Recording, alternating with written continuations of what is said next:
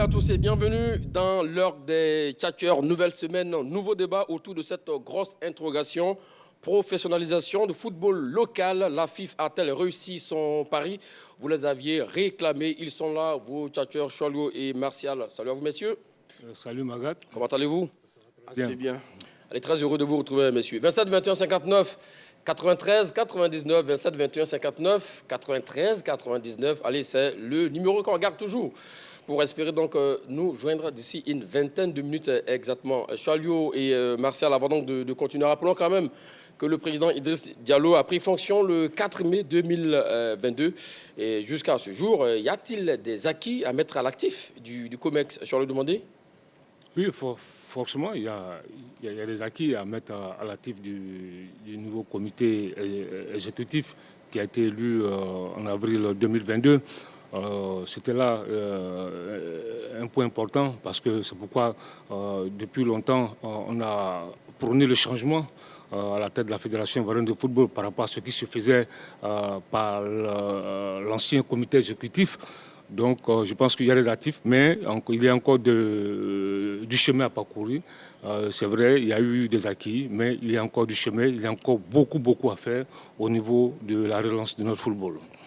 Y a-t-il des acquis? La même question, Martial Gourou. Oui, tout à fait, M. Magat. Vous savez, le président Idriss Diallo a été élu le 23 avril 2022. Il s'est installé à la Fédération ivoirienne de football le 4 mai de la même année. Donc je crois qu'il avait des engagements par rapport à ses électeurs. Et depuis qu'il est aux affaires, je crois qu'il a posé des actes assez forts, significatifs. Et je crois que le navire, oui, du football ivoirien continue son bon chemin. Mais comme vous savez, la perfection n'étant pas de ce monde, on tend vers la perfection, mais tant qu'il y a de la vie, il faut toujours améliorer l'existant. Et je crois que avant la fin de son mandat, il va essayer d'améliorer l'existant. D'abord, là, vous projetez pour la suite des 2 années à venir. Restons déjà sur les 2 années déjà écoulées. Vous parlez des acquis. Quels sont les acquis à mettre à l'actif au niveau du COMEX? Bon, au niveau des tests, il y a eu quand même des changements au niveau des tests. Donc, à ce niveau, ça a permis quand même d'augmenter le nombre de clubs au niveau de la Ligue 1, de la D3. Il y a eu l'instauration du SMIC, ça c'est l'aspect financier, social. La Ligue 1, le SMIC est de 160 000. En Ligue 2, c'est de 100 000. Et il n'y a pas longtemps, il y a eu des cas. Oui, fini les longues files d'attente avec les transporteurs. Les cas améliorent les conditions de travail des joueurs et des encadreurs.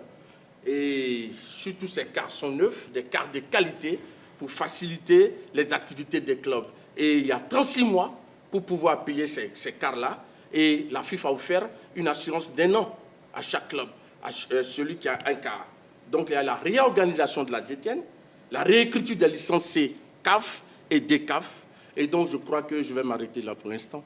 Je vais demander, voici les acquis énumérés par Martial Gourou, dont vous parlez à l'instant. Ce sont les acquis dont vous parliez ou il y a d'autres acquis? Non, mais ce que je suis, quand tu parles de cas, c'est des cas à crédit qui sont échelonnés par le club. Quand tu imagines un club de D3 qui doit payer un cas, qui a 3 millions comme subvention de façon mensuelle, ça devient compliqué pour ce club de Détroit. Et quand tout à l'heure il a parlé de salaire des joueurs du SMIC, mais c'est vraiment dérisoire. Ce SMIC-là, 160 000 francs pour la Ligue 1, 100 000 francs pour la Ligue 2. Vraiment, je pense que c'est des chiffres qu'on ne doit même pas pouvoir prononcer. Parce que nous sommes sur une chaîne de télé. Quand l'extérieur va entendre ça, c'est pas bon. Donc, je pense que c'est quand même problématique. Et puis là aussi, je pense qu'il y a 2 points essentiels sur lesquels le nouveau comité exécutif était quand même attendu. C'est au niveau de la bonne gouvernance, aussi au niveau de la révolution du football local. Est-ce qu'aujourd'hui, le football local a été révolutionné? Je dis non. Est-ce que la bonne gouvernance aujourd'hui, qui a été tant prônée, qui était l'un des points, des axes du programme du candidat Idriss Diallo, rassemblé pour développer ce programme réaliste et réalisable, est-ce qu'au niveau de la bonne gouvernance, elle est prônée? Je me pose des questions. Voilà. Monsieur Magat, ce que je voulais Alors, avant dire... de découvrir les 12 engagements prônés par le COMEX d'Idriss Diallo, mon cher Martial Gourou, l'autre question que j'ai pour vous, avant de voir donc, les engagements, vous avez parlé donc, des textes, surtout de passer de 14 clubs à 16 clubs. Tout à fait. Et ça permet quand même ça permet à certains clubs quand même de rester en Ligue 1, par exemple. Oui, mais je veux dire que l'idée même d'augmenter le nombre de clubs, c'est pour rendre donner de la compétitivité. Vous savez, il y a un standard. Oui. En Europe, chez les clubs, c'est 18. En France, en Angleterre, c'est 20. Donc, quand il y a plus de journées, ça permet d'être compétitif. Maintenant, ce que je voulais dire pour les cas, ce sont les clubs qui se sont inscrits de façon libre. La fédération n'a imposé à personne de venir souscrire à ce projet-là. Mais n'empêche que la fédération a donné des idées de Oui, cas. mais M. Magat, Oui. l'essentiel, tous les candidats ont proposé ce schéma-là. Il n'y a aucun candidat parmi les trois, lors de la dernière élection de la présidente de la FIF, qui a dit qu'il offrait gratuitement des cas. Oui, ça, je l'ai dit. Je suis prêt à mettre ma main au feu.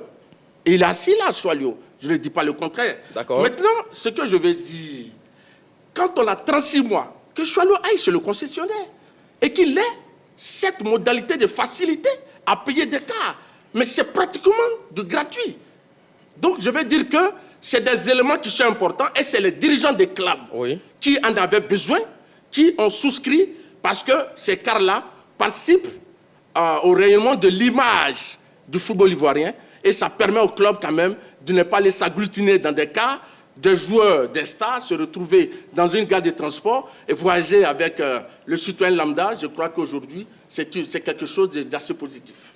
J'allais demander sur ça, pour revenir au car, il vous a donné sa réponse, vous êtes convaincu, Non, vous êtes satisfait? non, je dis non, parce que on peut pas, parce que des cas ont été donnés à crédit, qu'on va dire aujourd'hui que tout va bien. Je dis non. Mais il dit que c'était prévu par tous les candidats. Oui, mais non, mais c'est même pas par tous les candidats. C'est le problème du cas. C'est un des projets du candidat Sadib Bitogo.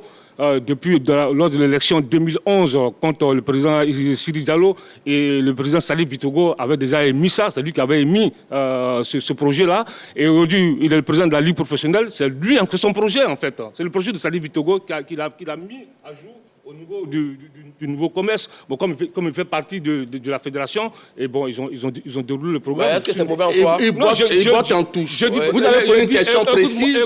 Est-ce que tous les candidats ont proposé des cas? C'est voilà la question. Attends, je suis allé au-delà même. Non, c'est pas important. D'accord, il faut te calmer, j'ai tes émotions. Je suis allé au-delà. Je t'ai dit qu'au-delà des trois candidats, il y a un candidat déjà depuis 2011 qui avait déjà proposé ça. Voilà ce que j'ai dit. Donc, moi, je suis très malin. Entre celui qui propose... Je parle en français facile. Donc, si tu veux que je complique la chose, il n'y a pas de problème. Entre celui qui propose et celui qui met en exergue... Mais on ne va pas faire une fixation sur cette... Il y a des sujets plus... Il y a des débats plus... D'accord. Donc, avançons alors. Vous n'êtes pas d'en parler. Découvrons donc les 12 engagements... On parle de la bonne gouvernance, de beaucoup de bonnes choses. De la Fédération de football. Alors, on a dit rassembler tous les acteurs sans exclusive, assurer la bonne gouvernance de la FIF dont vous parliez en l'instant, je l'ai demandé, mobiliser davantage de financement, professionnaliser le football local, redynamiser les compétences locales, susciter des vocations d'encadrement, développer le football des jeunes sur toute l'étendue du territoire national, encourager et développer le football féminin, développer la pratique du sport de masse, réussir la CAN 2023, 11, obtenir des qualifications aux Jeux Paris 2024, à la CAN 2025, au Mondial 2026 et en 12, participer systématiquement à toutes les compétitions internationales. Vous parlez à l'instant de la bonne gouvernance. Où est-ce que vous voulez en venir, je le demander? Non, parce que tu sais que gagner la CAN, donner des cas à crédit à des clubs, tout ça, mais la CAN, ce n'est pas le premier président de fédération qui gagne une CAN. Lors de sa première CAN, Diengou Senou a reçu ça. Diengou Senou a été élu en 1991, en 1992, il a gagné la Coupe d'Afrique des Nations. Donc, ce n'est pas nouveau. Ce qui était nouveau pour moi, c'était au niveau de la bonne gouvernance. Parce que je me souviens très bien, lors de sa campagne, le président Idriss Diallo, il disait comme ça que... il insistait, il a mis un point d'honneur sur un fait très important. Il a dit que, selon lui, l'un des problèmes, des conflits observés dans le football local est le manque de confiance et de transparence dans la gestion des ressources financières. D'accord. Mais là, aujourd'hui, depuis qu'ils sont là, ils ont signé beaucoup de contrats. Est-ce que les montants de ces contrats qui ont été signés ont été révélés au club? Ça, c'est un problème de transparence. Parce qu'il a dit, quand il est en campagne, que les clubs seront au courant de tout, seront au courant des montants des transferts, seront au courant de tout ce qui est ressources financières. Mais est-ce que c'est le cas aujourd'hui? À la dernière Assemblée générale, il y a un président de club qui a pris la parole. Il s'appelle comment? Je n'ai pas cité son nom. D'accord. Il y a un président de club qui a posé le problème, qui a posé la question. Ils n'ont pas répondu à la question. Donc ça aussi, c'est l'un des problèmes. Parce qu'eux, à l'époque, ceux qui sont là aujourd'hui, ils ont reproché ça à l'ancien comité exécutif dirigé par M. Sidi Diallo. Mais quand vous venez, vous pouvez refaire la même chose. Moi, je dis non, il y a un problème. Quand vous signez des contrats, il faut que les membres actifs de la Fédération ivoirienne de football soient informés des montants des transferts des contrats signés. Monsieur Magat, je pense que Choileau certainement ne participe pas aux assemblées générales de la Fédération. Mais il a dit qu'il y a un président de club qui a posé la même question. Écoute, on ne sait même pas de qui il parle. Vous savez, ça ne fait pas crédible. Monsieur, Donc, ce que je vais dire, Oui. à la Fédération, Oui. depuis que le président Idriss est là, à chaque assemblée, les différents membres actifs connaissent le contenu des contrats qui sont signés à les partenaires. Le Ça, contenu, je le dis clair. Les montants? Oui, bien sûr, je le dis clairement. Et puis, en dehors de cela, chaque membre actif peut aller consulter, même le public peut aller consulter à la fédération certaines choses sur le fonctionnement de la fédération. Mais pourquoi certains? Non, je dis certains parce que moi je ne sais pas que si je connais toute la totalité. Par ailleurs, D'accord. pour boucler ceci, les clubs ont obligation de donner le budget de fonctionnement. Les bilans des clubs sont certifiés par un expert comptable. Les clubs doivent avoir un comptable pour la suivi des rapports mensuels. Les clubs, en début de saison, doivent produire un titre de propriété, un contrat de bail. Les clubs produisent des déclarations fiscales d'existence obligatoire. Donc, je pense que ça, c'est des éléments qui contribuent à la transparence de la gestion du football ivoirien. En dehors de la fédération, mais au niveau... Mais ça, vous parlez des clubs de manière générale. Ça, c'est la structure en elle-même. Mais ce dont il parle de la bonne gouvernance au niveau des contrats de sponsoring. Oui, s'il vous plaît. On a mis en place des commissions indépendantes. Oui. Oui, qui gèrent, qui contrôlent le travail qui est fait à la fédération. D'accord. Et ces commissions sont gérées par des hauts cadres de ce pays. Donc ça, c'est la transparence. Ça n'existait pas par le passé. Monsieur Massagorou, Oui, monsieur je pense que si des présidents de clubs qui nous suivent aujourd'hui ne vont plus vous prendre au sérieux. Ah bon? Parce que dans aucune assemblée générale, les montants des transferts, des contrats signés n'ont été relevés. Vous participez aux assemblées générales, je vais le demander. Écoute-moi bien. N'ont été relevés au président du club. La preuve, Oui. depuis qu'on fait les assemblées générales, vous avez une fois vu dans la presse tel contrat, tel montant. La preuve va nous pas parler de ça.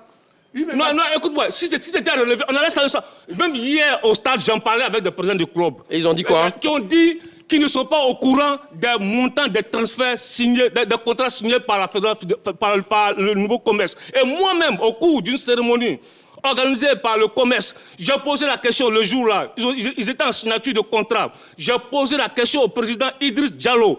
Quel était le montant du contrat signé? C'est moi, c'est pas quelqu'un d'autre. Et quelle était sa réponse? Qu'il ne révélerait pas le montant du contrat, que c'est confidentiel. Parce que...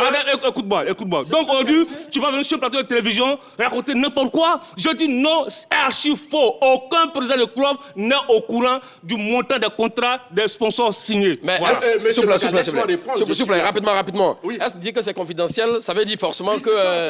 Mais attends, mais c'est confidentiel. Qu'il n'y a pas de bonne gouvernance? Les bons motifs sont pas... Mais attends, le problème que je suis en train de poser, Oui. eux, ils ont reproché ça à l'ancien comité exécutif. D'accord. C'est là le problème, c'est là le nœud du problème. D'accord. Ils ont reproché ça à l'ancien comité exécutif. Et lui-même, il a dit, lors de sa campagne, qu'ils allaient être transparents à ce niveau-là. Mais ce n'est pas le cas. Monsieur Magat, C'est un constat qu'il a eu à faire. Monsieur hein. Magat, Oui. moi je pense qu'il faut être sérieux. Nous sommes sur un plateau sérieux. Les Ivoiriens nous regardent, les téléspectateurs de la 3 nous regardent. Vous savez, le n'importe quoi, c'est lorsqu'on affirme des choses sans un début de preuve. Tu comprends? Monsieur Choileau n'est pas membre actif de la Fédération ivoirienne de football. Il n'y a aucune association sérieuse qui fait le point, le bilan de son association, mais qui donne les éléments confidentiels de sa gestion sur la place publique. Si Choileau me disait que je suis président des clubs, je suis membre actif, j'ai posé une question et qu'on ne m'a pas donné de réponse, j'aurais pris ça au sérieux. Mais Mais Soilio n'est pas membre. Le président rend compte à ceux qui l'ont élu. Mais il dit même qu'il y a des présidents de clubs même qui sont même pas... Lesquels? Qui sont Moi, même pas je dis aussi, informés. j'ai des présidents de clubs, Oui. en tout entier, oui. qui m'ont dit que la fédération est transparente, elle donne les contenus de ce contrat. Franchement, C'est clair. tu as un don de mythomanie. C'est pas possible. vous voyez, Mais c'est incroyable. quand il a Attends, parlé, c'est je ne l'ai incroyable. pas C'est traité de l'incompétent. mythomane. Mais c'est pas Vous voyez, il possible. n'a S'il vous pas plaît, je le demandé. Mais- S'il vous plaît, vous n'allez pas traiter votre candidature de mythomanie. Je pas parler des gens. Alors, moi, je te dis, j'ai posé la question au président de la mais fédération. vous avez posé la question. Lui aussi, il a posé la question. Il Oui. n'est pas membre actif. Écoute-moi, mais je suis journaliste. Oui, mais c'est pas toi qui rends compte. Et je veux savoir. Donc j'ai posé la question. Je vais poser la question à un quatrième vice-président. J'ai posé la question au président de la Fédération ivoirienne de football. Je suis passé par. Voilà, au problème de la Fédération. Mais que faites-vous du mot confidentiel? J'ai dit, monsieur Magat, Oui. vous pouvez vous renseigner. Oui. Après l'émission, vous pouvez interroger les présidents de club, ils vous diront qu'ils ne sont pas au courant On va le faire. On va le faire, je vais le demander. de contrats signés. Voilà, on va le faire effectivement. On va appeler les présidents des clubs. Oui. Dans aucun document de la fédération, voilà, les documents qui sont remis au président du club avant l'Assemblée générale, aucun document n'est mentionné. Voilà tel sponsor, voici ce que nous avons reçu. Voilà. On va même appeler, hein, on va faire mieux, je vais le demander. Au lieu d'appeler même les membres actifs, on va même appeler le président de la fédération juste après l'émission. Bon, voilà. Donc, ce qu'il dit aussi également, c'est pas faux également, il a dit qu'il a causé avec certains présidents de club qui disent qu'ils ne savent pas le contenu effectivement de la signature de ces contrats de sponsoring-là. Qui sont ceux qui sont informés alors finalement? Mais donc, M. Maga, quand je vous dis que moi j'ai interrogé des gens qui me disent qu'ils connaissent le contenu, pourquoi vous ne croyez pas à ma parole? Non, je ne sais pas que je ne crois pas. Alors, donc il a interrogé. Non, pas du tout. Ce qu'il dit n'engage que lui. Quels D'accord. sont les débuts de preuve Donc, de ce qu'il dit? ce que vous dites également. Le président, il s'agit. D'accord. Je ne peux pas venir. D'accord. Je te dis que j'ai posé la question même Ah, au président de la d'accord. fédération. Toi, tu ne peux pas dire sur ce plateau qui t'a dit parce que que le je suis président doit journaliste, donner des un confidentialités à toi. Un journaliste Non, tu ne n'es donne pas sérieux, tu n'es pas Et j'ai crédible. posé la question au président de la fédération. D'accord. Voilà, je n'ai pas posé la question à un vice-président, au président de la fédération. Il n'a pas répondu à la question. Voilà. D'accord. Avançons, messieurs. On a parlé aussi également de rassembler pour développer. On a vu également à un moment donné, on a vu le président de Shadrach qui était avec le COMEX, hein, mon cher Martial Gourou, même également Eugène Diomandé, si je ne m'abuse. Mais finalement, ces deux-là font plus partie du COMEX. Non, Eugène Diomandé, il était dans le COMEX. D'accord. Mais après, lorsqu'il a été nommé comme commissaire au match de la CAF, il ne pouvait pas siéger au sein du comité exécutif. Donc, Eugène Diomandé a fait campagne au départ pour M. Didier Drogba, ensuite il a fait campagne pour M. Sori Diabaté. Ça, je vous l'affirme. Maintenant, le président Idriss Diallo, dans son projet Rassembler pour développer, Oui. dès qu'il a été élu, et il s'est installé en mai 2022, il disait « Je veux travailler avec Didier Drogba et Sori Diabaté ». Par la suite, il a nommé M. Didier Drogba comme ambassadeur de la FIF. Vous comprenez? Et M. Hervé Siaba, qui était M. Sori Diabaté, est au COMEX. M. Jean-Jacques Kofi Kouassi, qui était avec M. Didier Drogba, était au COMEX. Mais il n'y a pas longtemps, il a démissionné après la CAN. Et il dit que pour une atmosphère insupportable au sein du COMEX. Mais il n'a pas donné véritablement les raisons. Donc, Madame Ginette Ross, qui a fait campagne pour Sori Diabaté, est commissaire au match. Elle l'était, mais il a fallu que M. Idriss la reconduise. Maintenant, M. Eugène Diomandé, c'est la même chose, commissaire au match. Et puis M. William Serré, le président d'un club, qui a aussi comment on appelle, commissaire au match. Donc, ça veut dire quoi? Le rassembler pour développer n'est pas un vain mot, ce n'est pas une vue de l'esprit. Voilà des preuves palpables qui montrent que M. Idriss a tendu la main à ses adversaires. Charles demandé sur ça, pour le bilan à mi-mandat du COMEX. On peut applaudir. Non, sur ça, ne me faites pas rire. Sur ça, c'est des choix personnels. Ce n'est pas le candidat Didier Drogba qui a donné sa caution pour que M. Shadrach, le président de Shadrach, puisse faire partie du comité exécutif. D'accord. Ce n'est pas M. Sori Diabaté qui a donné sa caution pour que M. Hervé Siaba puisse faire partie du COMEX. C'est des choix personnels. Mais ils n'ont pas empêché ça non plus. Non, ils n'ont pas empêché. Parce que je suis c'est des choix personnels. Ils D'accord. sont libres d'aller où ils veulent. Et ils l'ont fait, ils sont partis. Ceux deux sont partis, ils sont vite revenus. Ils ont vu que l'atmosphère n'était pas bonne. Ils ont vite démissionné. Donc, Après 2 ans, donc je pense que... il a mis du temps. Hein? Ouais. Après 2 ans, c'est là qu'on se rend compte mais- que l'atmosphère n'est pas bonne. Mais le constat est là. D'accord, Le constat est là. avançons, Ils messieurs. sont partis du commerce. Voilà. Avançons, messieurs. Donc, à son avènement, hein, le COMEX avait épluché donc, les 12 engagements, dont La professionnalisation du football local, c'est ce qui nous amène à notre sujet du jour. Professionnalisation du football local, la FIFA a-t-elle réussi son pari? Voici la question. Je le demander. Non, je pense que la FIFA n'a pas reçu son pari. La FIFA n'a pas encore reçu son pari. Je m'arrête là. D'accord. Moi, je pense que oui, parce qu'il faut d'abord se poser la question, c'est quoi la professionnalisation du football? C'est permettre aux acteurs de cette discipline sportive, joueurs, encadreurs administratifs, d'avoir des moyens d'existence. Donc, si on part de ce principe, professionnaliser le football local, c'est faire en sorte que ceux qui sont impliqués dans la gestion quotidienne de cette discipline vivent de cette activité. Donc, vu sur cet angle-là, on peut aisément dire que la FIFA a réussi son pari de professionnalisation du football local parce que les joueurs de Ligue 1 touchent un SMIC, les joueurs de Ligue 2 touchent un SMIC. Donc, c'est quelque chose, c'est une base et ça leur permet de pouvoir vivre décemment. Donc, pour vous, le fait de donner le SMIC, c'est professionnaliser le football, c'est ça? Monsieur Magat, en dehors du SMIC, tu sais, il faut dire les choses telles qu'elles sont. D'accord. Pour ceux qui connaissent le milieu du football, Oui. à part le SMIC, et puis d'ailleurs le SMIC, ce n'est pas le salaire minimum, c'est le salaire minima requis. Et en dehors de ça, les joueurs ont des primes par match, ont des primes à la signature, et puis d'autres avantages. Donc si on met l'un sur l'autre, mais ça permet aux joueurs de vivre décemment. Okay, Charles, voici ses explications sur le SMIC et ça et là également. Non, je pense que ce n'est pas une définition complète. Parce que dans le football professionnel, quand on parle de professionnalisation du football, c'est quoi? Les joueurs sont rémunérés pour leur performance et peuvent gagner un salaire substantiel.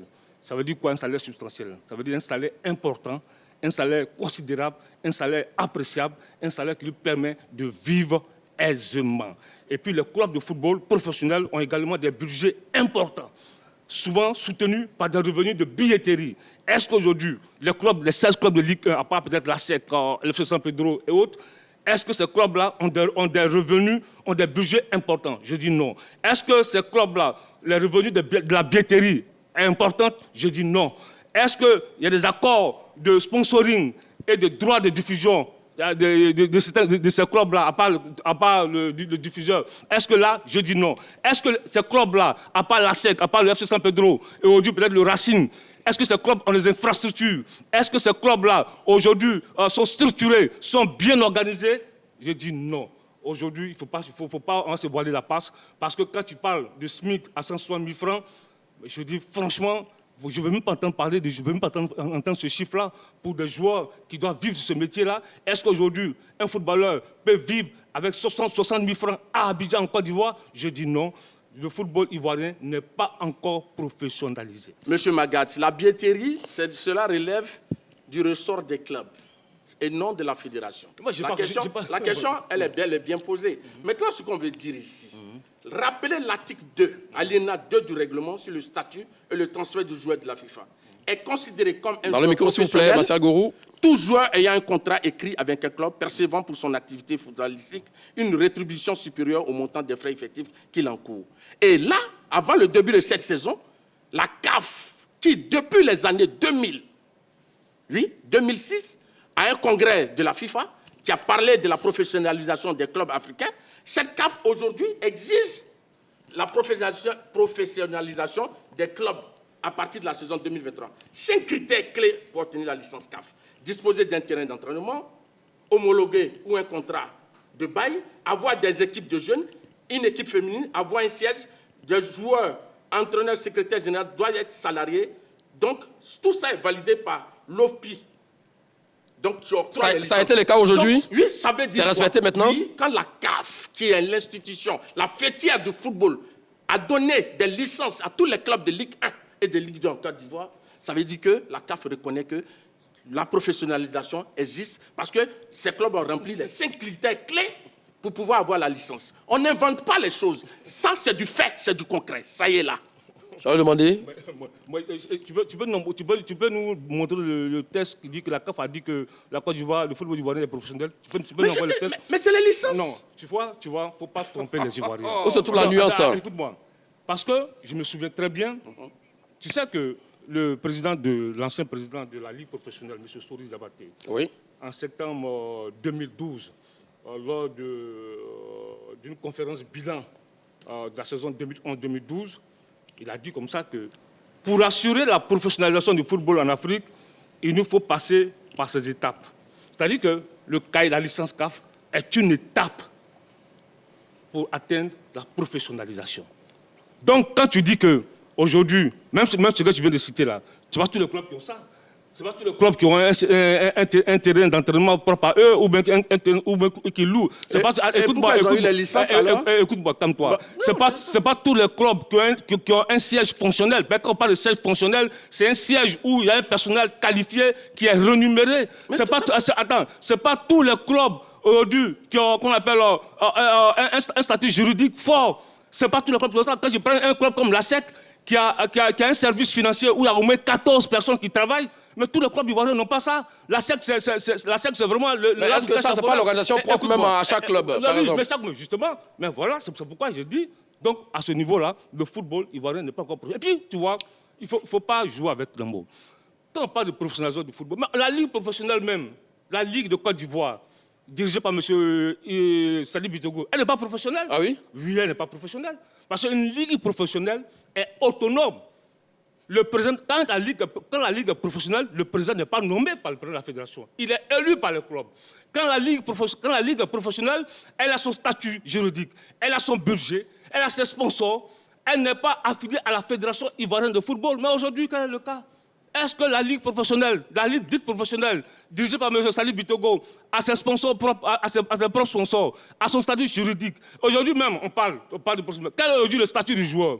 Quel est aujourd'hui le statut de nos clubs? C'est de tout ça qu'il s'agit. Donc aujourd'hui, parce qu'il y a un SMIC qui a été qu'on appelle, arrêté, parce qu'on demande à des clubs de déposer des documents de cahier de charges à la Fédération ivoirienne de football, du coup, le football ivoirien est devenu professionnel. Je dis non. C'est trop réducteur comme argument. Magat. Selon lui, c'est trop réducteur comme argument. Quand j'ai commencé, oui, j'ai posé la question, c'est quoi la professionnalisation? Ce mot me fatigue, je vais y arriver. Oui, allons-y. Et j'ai dit que c'est permettre aux uns, aux autres, les acteurs de cette discipline, d'avoir des moyens d'existence.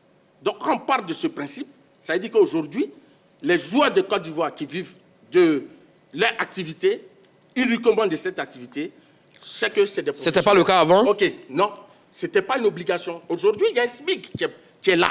Donc, en réalité, ce que je vais dire, je n'ai pas fini mon développement. Parce que quand on prend un pays comme la France, lorsque le football était introduit en France, il a fallu, à partir de l'introduction du football, il a fallu 100 ans pour arriver à une professionnalisation accomplie. Et vous savez, j'ai dit encore et je rappelle, que la CAF a parlé de ce problème depuis les années 2000. Et c'est cette année que cette CAF a exigé que les clubs aient des licences. Donc déjà, il y a des pas importants qui ont été accomplis. On ne peut pas parler totalement d'une professionnalisation. Mais pour ce qui a été fait, le pari est réussi parce que la FIFA permet aujourd'hui le contrôle, permet aux joueurs de vivre de leurs choses. Donc, la licence A et la licence CAF qui a obtenue, ça fait partie de ces principes-là. Mais c'est un long processus, ça va se terminer. Mais aujourd'hui, les actions sont là et qui confirment. Ça, c'est clair. Exactement. Professionnalisation du football local, s'il vous plaît, je leur demander. Nous allons rappeler le numéro de téléphone à tous nos chers amis téléspectateurs. Professionnalisation du football local. La FIFA a-t-elle réussi son pari? 27 21 59 93 99. 27 21 59 93 99. Selon Martial Gourou, on ne peut pas changer les choses d'un coup de baguette magique. Non, pas du tout. C'est bien cela. En 2 ans. Mais M. Bagat, oui? M. Bagat, quel était le thème du sujet? Rappelle-moi. Reprends la question pour les téléspectateurs. Je viens de la reposer à l'instant. Ils vont bien écouter. Alors, donc, professionnalisation du football local, la FIFA a-t-elle réussi son pari? Je réponds. Ouais. Je dis clair. Hein? Je dis oui, parce que ici, la professionnalisation, c'est permettre, aux acteurs de vivre de leur discipline. Et il y a eu un salaire. Bon, on s'arrête à ça pour le moment. Il y a des conditions qui ont été émises. Mais M. Soalio, si vous êtes assez juste, en 2 années, on ne peut pas aboutir totalement. Ça, c'est clair. Justement, mais ce que je suis en train de dire, non, écoute-moi, c'est pourquoi je dis que la FIFA n'a pas encore reçu le pari de la professionnalisation. En 2 ans, tu voulais qu'il le fasse? Ah non, mais le débat, la question du débat est bien claire. La question du débat, écoute-moi, calme-toi. La question du débat est bien claire. Est-ce que l'actuel commerce a reçu le défi de la professionnalisation? Oui. Tu as dit oui, moi j'ai dit non. Oui, mais j'ai dit Maintenant, tu as dit c'est un processus. Oui, c'est un processus. Ça peut arriver, mais pour l'instant, ils n'ont pas encore reçu cela. Et puis là, deuxièmement, tu donnes une définition assez je dirais pas, réductrice de...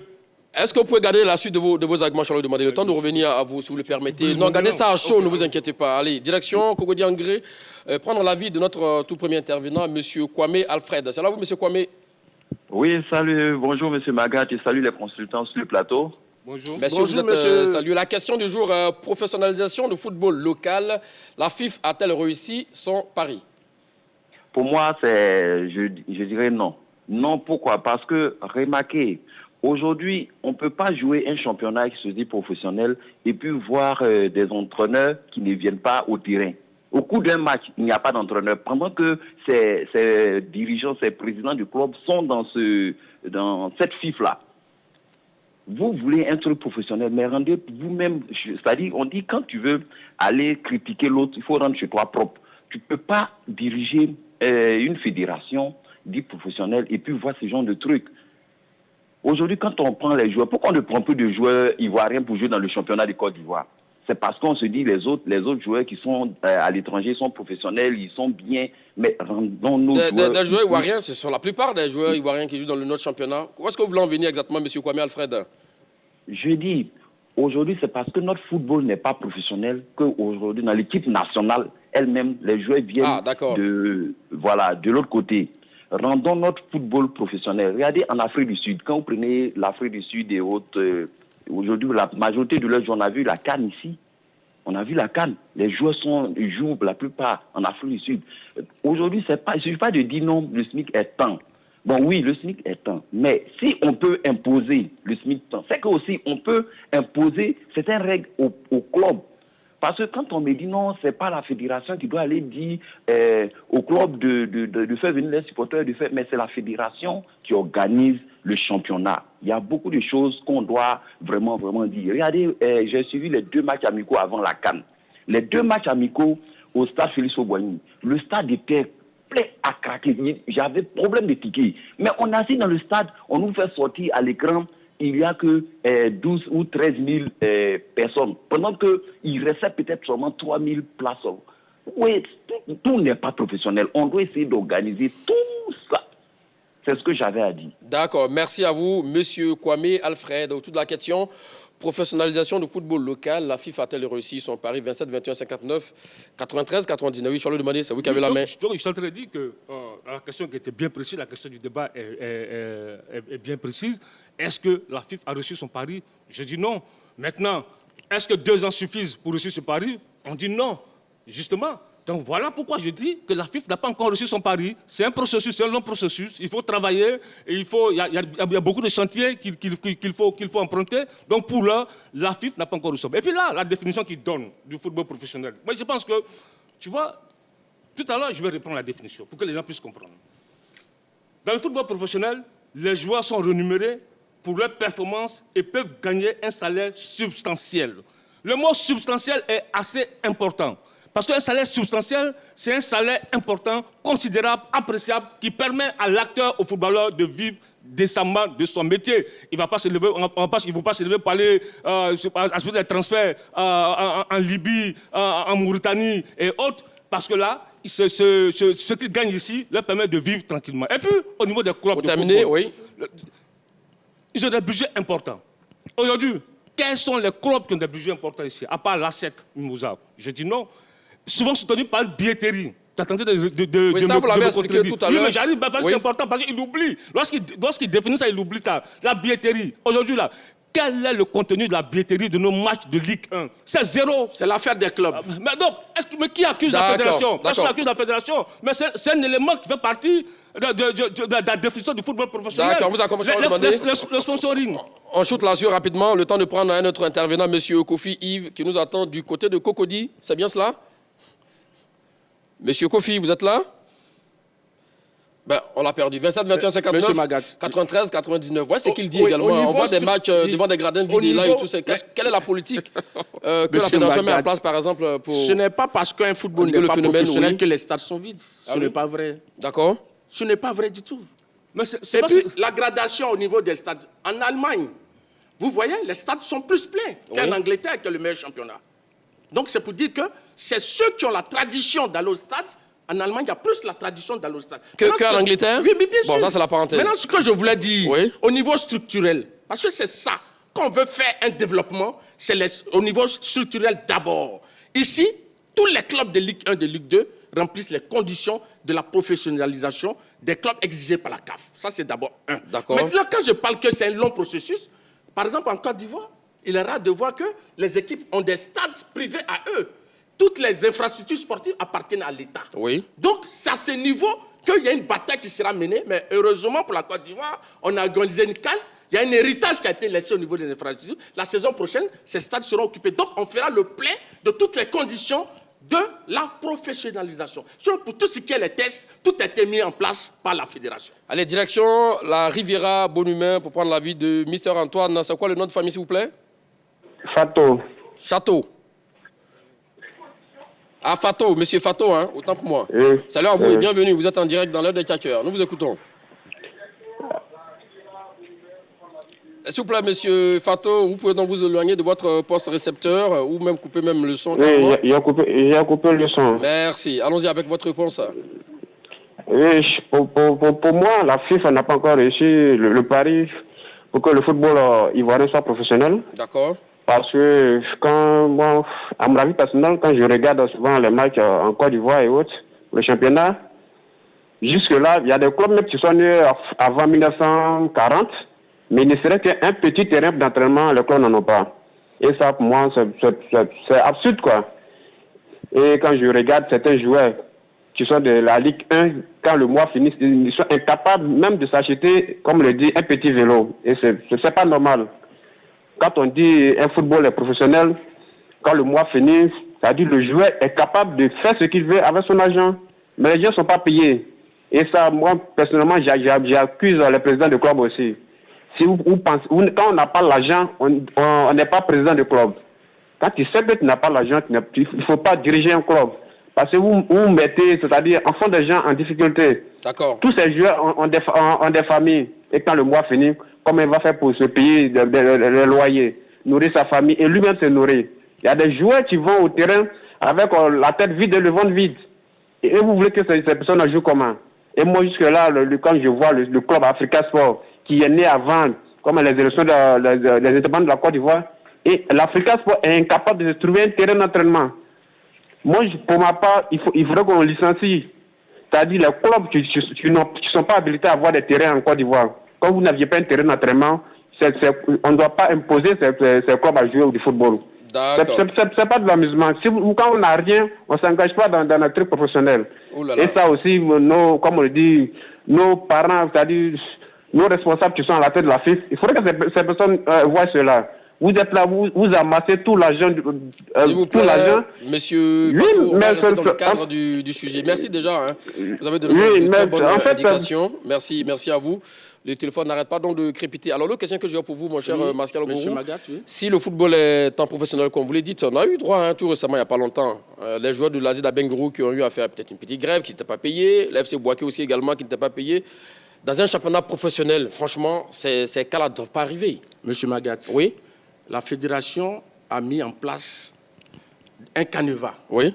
Et il est dit que quand tu dois, chaque fin du mois, venir présenter le document de la banque qui dit que des virements ont été faits, et que si ces documents sont sur la table du responsable administratif de la fédération, il ne tient compte que de cela. Maintenant, il revient aux joueurs. Parce que vous savez, les lois existent dans l'État de Côte d'Ivoire. Mais il y a des gens qui font tout pour contourner ces lois. C'est la même chose au niveau des dirigeants des clubs. Vous comprenez? Donc, allons-y, oui, donc ce que je veux dire, ceux qui informent la fédération bloque les subventions, elle paye les joueurs qui ne sont pas payés. Mais c'est des cas isolés, ce n'est pas l'ensemble. D'accord. Avant de prendre votre avis là-dessus, je vais leur demander direction à Yam Sokro, prendre l'avis de notre dernier intervenant, M. Kwame. Salut à vous, M. Kwame. Oui, ça va, M. Pagat. Alors, professionnalisation du football local, la FIFA a-t-elle réussi son pari? Pour moi, je dis non. Et pourquoi? Quand nous regardons les clubs, ils n'arrivent même pas à payer, comment dirais-je, les joueurs. Il y a des joueurs qui vont, qu'on appelle le match avant de cru. Et ça, c'est pas normal. Vous avez des preuves de ce que vous avancez? on a vu qu'on appelle des joueurs qui avaient, qu'on appelle des entraîneurs et des joueurs qui se plaignaient. Tout récemment. Bon, au milieu qu'on appelle, comment dirais-je, du championnat. D'accord. Du championnat.